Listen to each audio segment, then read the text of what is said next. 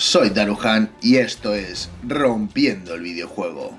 Antes de comenzar el análisis hay que hablar de las raíces de este videojuego, y es que su desarrolladora, los polacos CD Projekt Red, son un claro ejemplo de superación y de que, aún con muy pocos recursos, han pasado de desarrollar un juego mediocre como la primera parte de The Witcher a un buen videojuego como su segunda parte, para finalmente dar una lección a la industria con uno de los mejores juegos de esta generación, con The Witcher 3.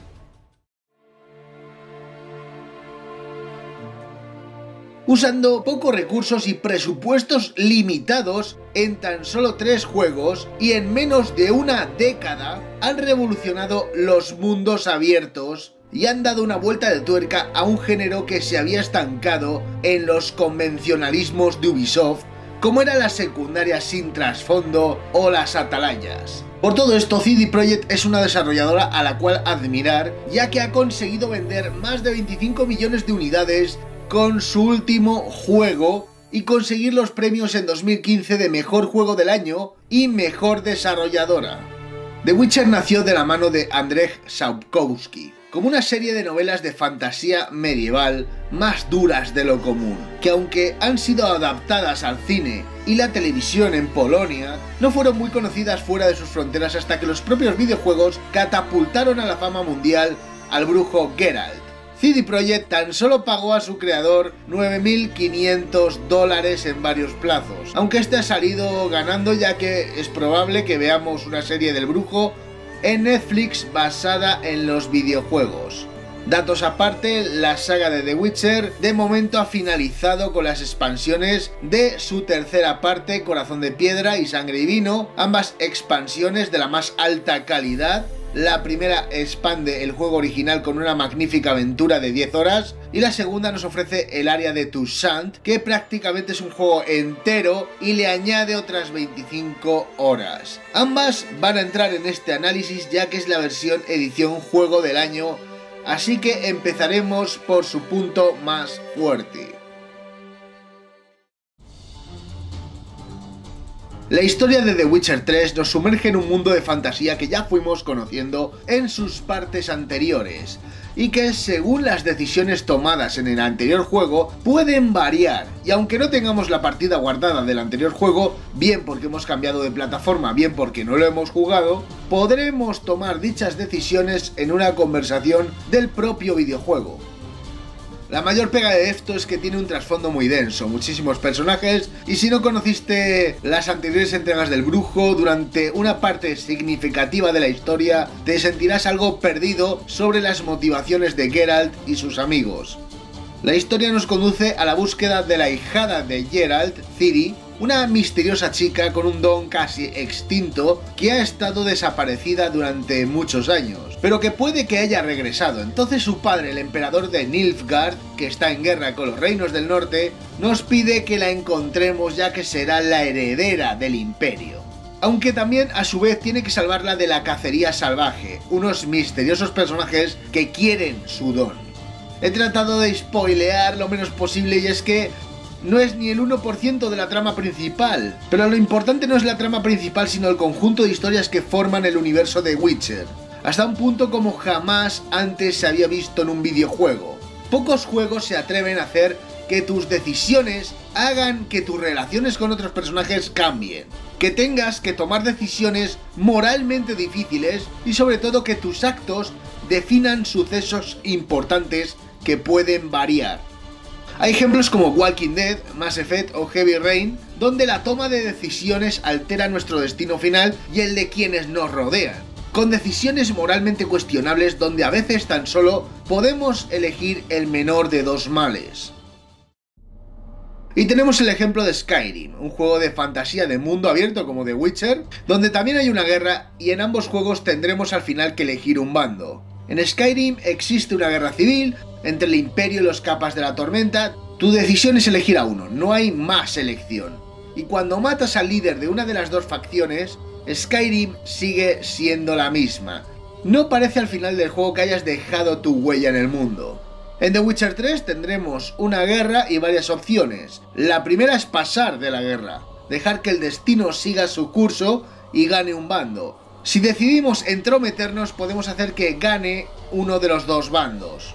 Esto solo se desbloquea haciendo otras misiones y ayudando a los conspiradores que planean acabar con la guerra. Al final, aún terminando la guerra, te encuentras con una terrible decisión que no os voy a contar, tan solo deciros que invierten mucho tiempo en esas misiones y que al final nada es blanco o negro. Esto que os acabo de contar es una misión secundaria. Una secundaria que es capaz de influir en el final del juego, que no es para nada necesaria en la historia principal, pero influye y te hace sentir que eres parte de la historia. Ahí reside el verdadero potencial de este videojuego. Hay secundarias donde al principio tomas decisiones menores, pero que al final esas decisiones afectan al juego. Podemos salvar a un hombre en un camino y descubrir de la peor forma que ese hombre mata a gente junto a unos bandidos y que tu decisión de salvarlo ha condenado a otras personas. Luego están las misiones de las expansiones, donde CD Projekt despliega todo su ingenio y nos da grandes misiones secundarias de una altísima calidad, experimentando y arriesgándose con misiones aún más divertidas si cabe, incluida una misión secundaria que es un homenaje brutal a la casa que enloquece de Asterix y las 12 pruebas. También está la relación con la ingente cantidad de personajes secundarios que vamos ayudando y que varios de estos acabarán ayudándonos a nosotros si entablamos una buena relación con ellos. Y después están las relaciones amorosas. Hasta este momento en las relaciones en los videojuegos de este estilo, el máximo exponente era Mass Effect. Charlabas con los personajes en la nave y acababas teniendo la opción de tener sexo con el que eligieses. Aunque era un sistema simple, era efectivo ya que esas charlas iban transcurriendo entre misión y misión y no se hacía pesado ir conociendo a los otros personajes.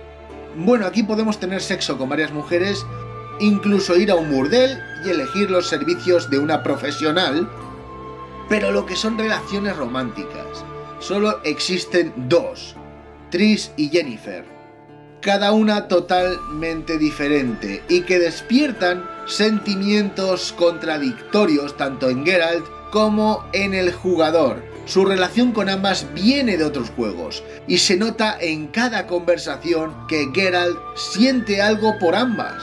Al ir avanzando en la historia y en las misiones junto con ellas, vas descubriendo cómo avanza de forma orgánica tu interacción con ellas y cómo la relación puede afianzarse o romperse según tus decisiones como jugador. Algo muy interesante. También podemos tratar de mantener una relación con ambas a la vez, aunque ellas también tendrán algo que decir al respecto.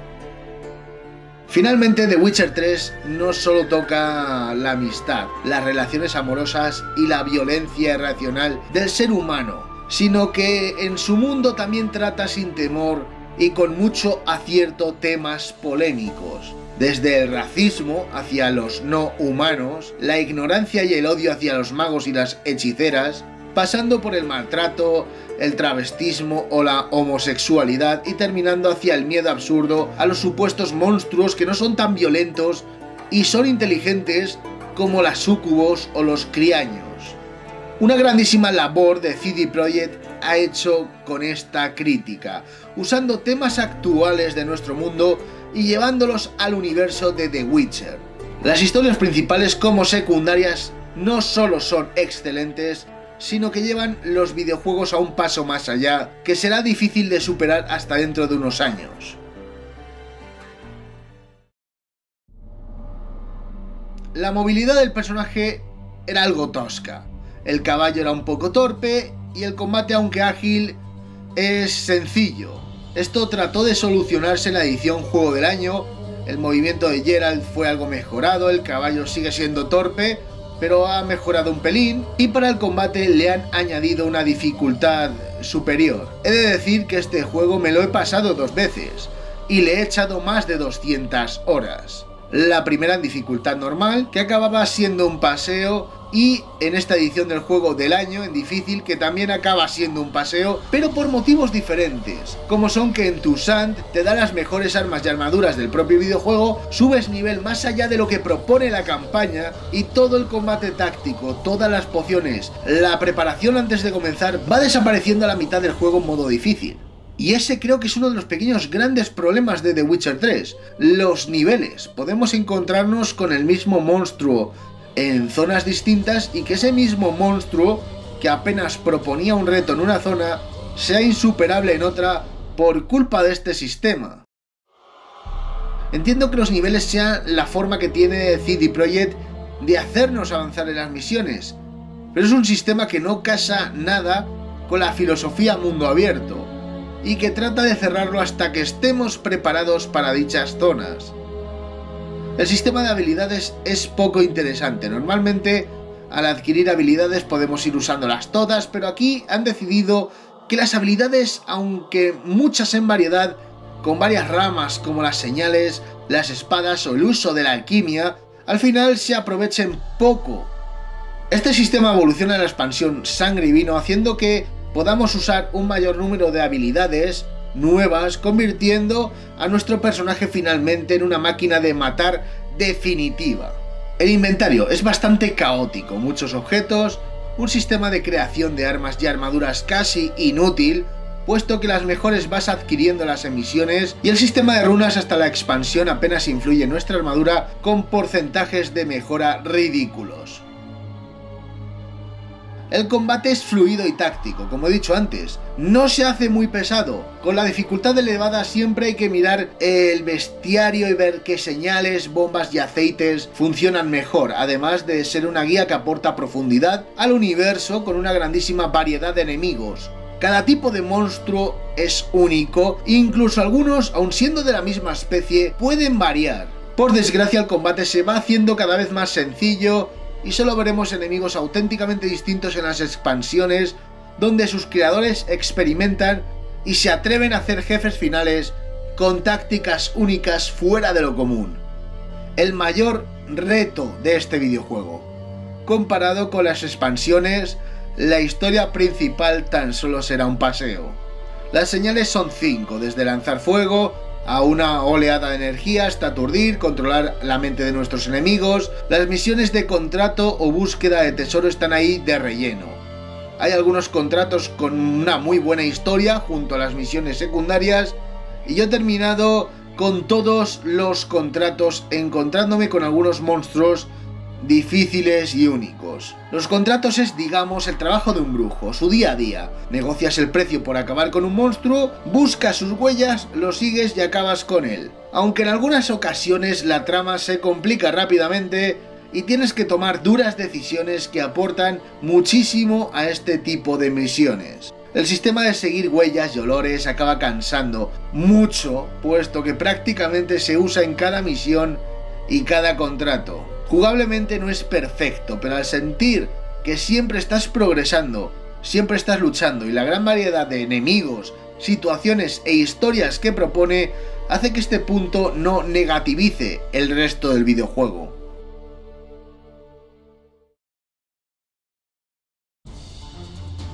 The Witcher 3 es el juego de mundo abierto más bello hasta la fecha. Ninguno rivaliza en ese sentido. Es cierto que gráficamente hay juegos mejores, pero lo que ha logrado CD Projekt es digno de admirar. Los diseños de las ciudades, los paisajes, desde las ciénagas de Belén hasta los viñedos de Toussaint, pasando por las islas Skellige, todo son escenarios con un detalle impresionante, una calidad devastadora, diferentes y únicos.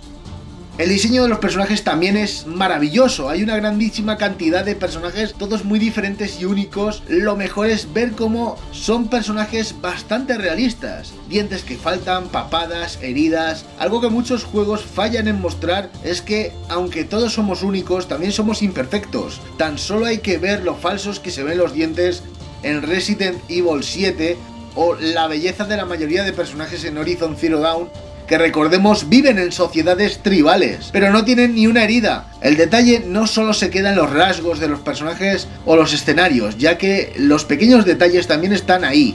podemos ver cómo la barba de Geralt con el tiempo va a ir creciendo. O nuestros trajes, aun siendo reparados, acabarán pareciendo desgastados. Las pequeñas barcas que usamos y las golpean se irán rompiendo, algo muy de agradecer todos estos pequeños detalles. Los efectos de luz y la paleta de colores, especialmente en Toussaint, simplemente te dejarán boquiabierto.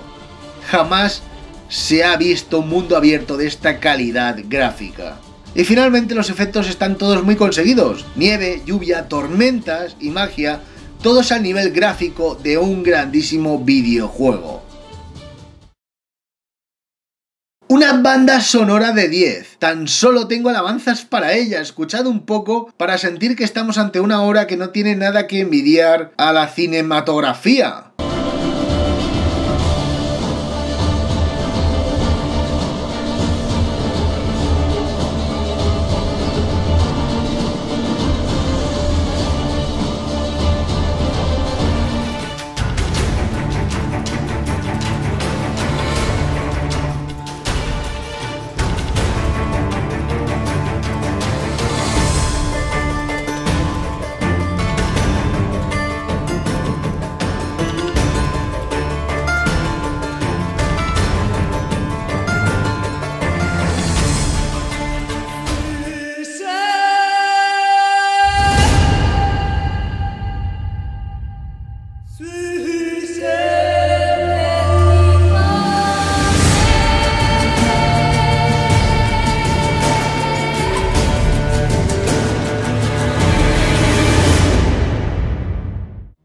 Además, cada área tiene su propio tema. La música va variando en los combates, tanto normales como jefes finales, y gracias a su maravillosa banda sonora, muchos momentos se sienten más épicos, incluso de lo que ya son. Sobre las voces, Geralt tiene un doblador en inglés excelente, es difícil ya imaginarme para mí a ese personaje con otra voz. Las voces en inglés están bien trabajadas, y por desgracia no están en español salvo en textos. Los efectos de sonido son muy buenos. Los monstruos con sus sonidos únicos y característicos están realmente cuidados, pero donde brillan más los efectos de sonido es en las urbes, dándote la sensación de que estás en una auténtica ciudad, escuchando desde conversaciones lejanas, los caballos, las pisadas, la gente trabajando, todo auténticamente logrado a la perfección para que sientas que estás ante una ciudad rebosante de vida. Además, cuando es de noche también las notas, ese silencio y esos sonidos nocturnos los recrean a la perfección. He tratado de contaros muy limpiamente la historia del videojuego, sus características y sobre todo sus virtudes, porque está lleno de ellas y también tiene sus fallos. The Witcher 3 es un antes y un después en los mundos abiertos, puesto que es el mejor ejemplo de cómo hacer grandes misiones secundarias, de cómo recrear un mundo que nos da la impresión de estar vivo y de cómo hacer una misión principal involucrando al jugador en una toma de decisiones más allá de ser bueno o malo, sino de tomar las decisiones en base a tus principios morales. Hay muchísimo que no he podido contar porque quiero que lo descubráis todos vosotros mismos, porque este juego es enorme. Por supuesto, nada es perfecto, y su curva de dificultad no está bien ajustada especialmente. Abusa en exceso de su mecánica de rastreo e ir a caballo o en barca resulta bastante tedioso y aburrido. Pero la historia, los personajes, el mundo, todo hace que estos fallos sean apenas visibles y estemos ante uno de los mejores juegos de esta generación. Por todo ello, The Witcher 3 obtiene un 10 de nota final. Sin lugar a dudas, CD Projekt ha hecho un trabajo único. Aunque llevan años con su siguiente proyecto, Cyberpunk 2077, ya han hablado de una posible The Witcher 4 y os diré que es completamente innecesario. Este juego cierra brillantemente la historia de Geralt y todos los personajes que se cruzan en su camino. Es un cierre apoteósico a una trilogía que empezó siendo desconocida y ha acabado siendo alabada por todo el mundo. Os dará horas de diversión, una aventura única y unos personajes carismáticos con una historia que jamás olvidaréis.